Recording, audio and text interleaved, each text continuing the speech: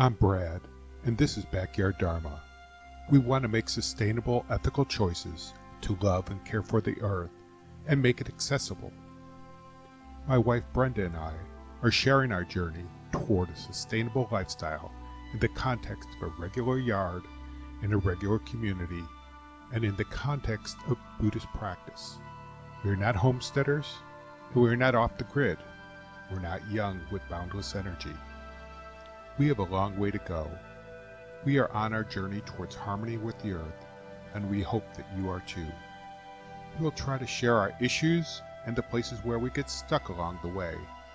We'll also share what's working. We ask for your grace, and we will extend grace to you as well. Thank you. After many years of being unable to grow vegetables because of an overabundance of squirrels and gophers that ate everything we tried to plant, we took gradual steps toward developing a protected environment for vulnerable edibles. For us, killing or trapping rabbits, gophers, squirrels, or even rats is against our values for a few reasons.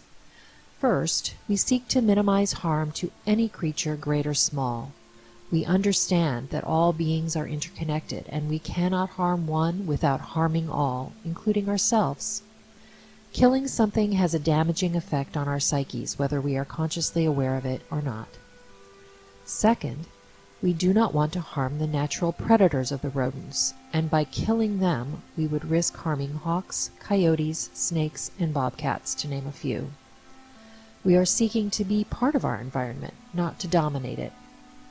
Third, we do not want to introduce poisonous chemicals into our yard which may get into our food supply or the food supply of our dogs and fish. We still use multiple strategies, but our screened-in veggie house or screenhouse is the most elaborate and the most protected. Other strategies that we still use include planting in pots, turning wire basket hangers upside down and using them to shelter young plants, and lining planting holes with hardware cloth. These things all help, but really didn't get us all the way to a vegetable garden. We had talked about building a screenhouse, but wanted to try something a little less ambitious first. It turned out that I had built a raised platform covered in chain link fencing for our dogs, which we were no longer using for that purpose. So we covered it in hardware cloth and spent a couple of years planting vegetables in pots. No critter damage. We now use this area like a potting shed with shelving for pots and tools and a work table.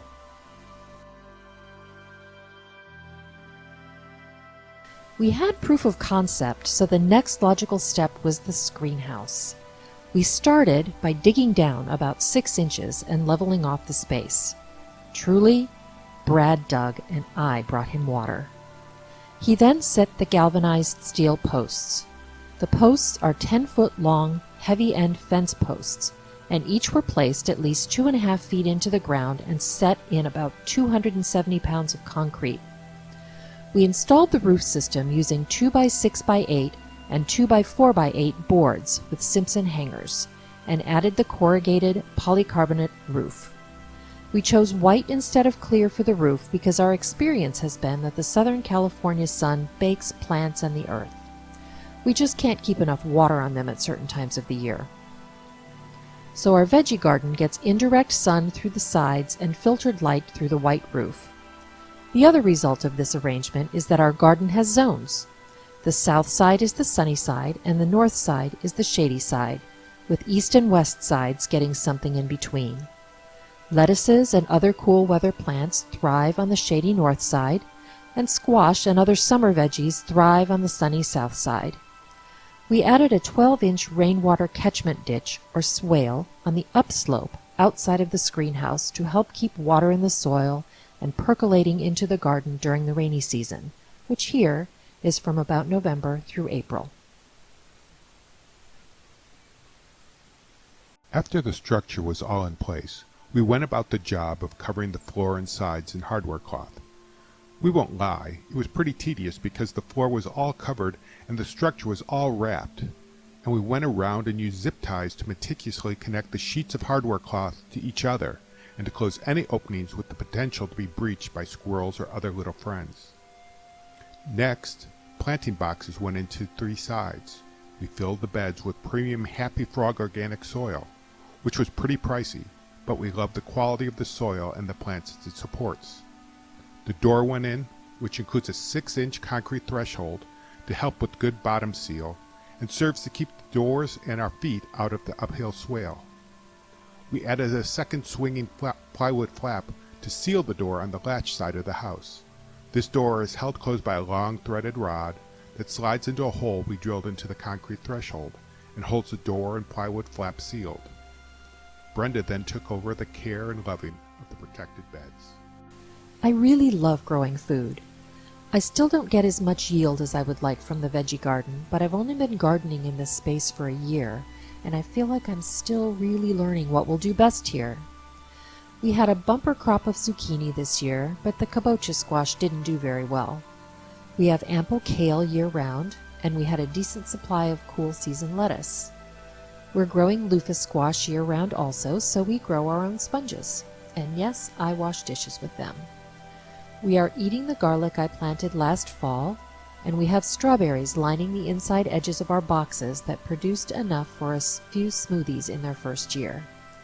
It is November in Southern California right now, so not a time for robust vegetable gardening, but we have put in our garlic to harvest next spring, planted Egyptian walking onions, which are perennial and should also start producing next spring, have planted some cauliflower to mature during the cool season, and have a planting of carrots and beets in the ground.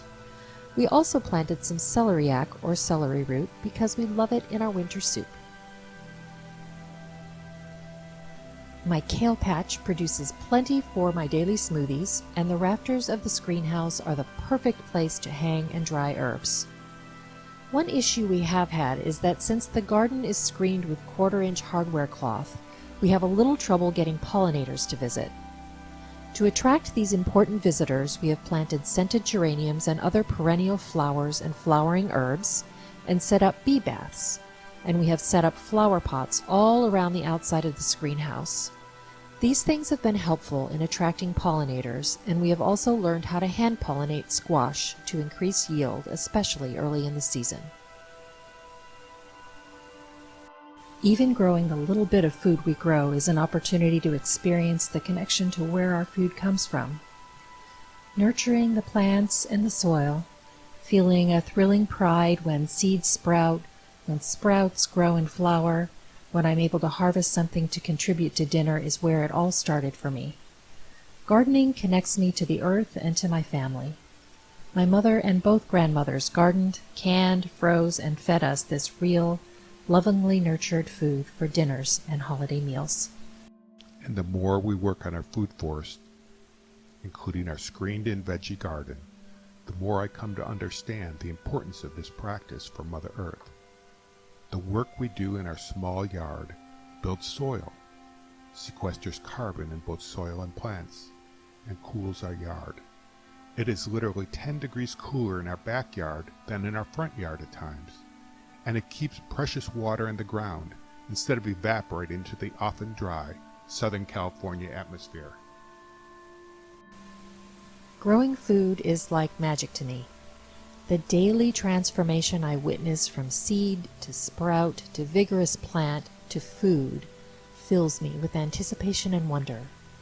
The magic of growing food grounds me in oneness, in awareness of interdependence. Without the clouds, the rain, the sun, the air, the earth, there would be no food and no me.